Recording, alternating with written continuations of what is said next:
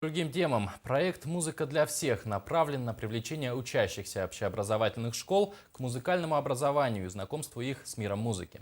В рамках этого проекта в Центре культуры Саргыты Сулгетте в Хангаласском районе прошел творческий вечер Юноны Утхоповой. Под звуки фортепиано стихи Лермонтова читала Татьяна Панзина. В числе зрителей оказалась Саргылана Ильина.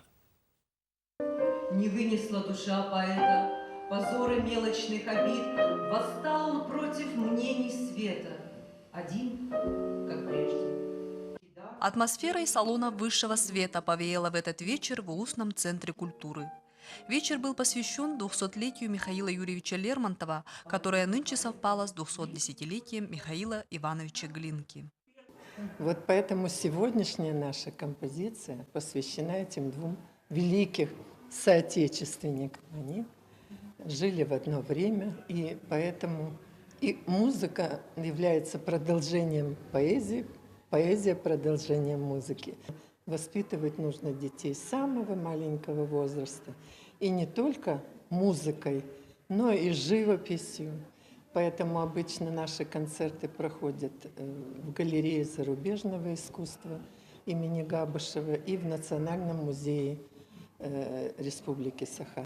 Главная цель мероприятия – расширить кругозор, привести детей к духовному.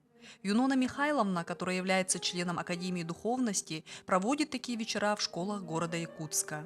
Теперь и ребята в Улусах имеют возможность прикоснуться к высокому искусству вживую. Очень понравился, очень духовная атмосфера была. Я бы хотела в будущем посетить этот зал. В общем, все понравилось, было все очень красиво и связано. Как будто на войне мне почему-то так виделось. Были такие душевные стихи. Напоследок гости выразили пожелание приехать и в следующий раз. Хочется надеяться, что такие вечера привлекут больше детей, и высокое искусство будет доступно для более широкого круга.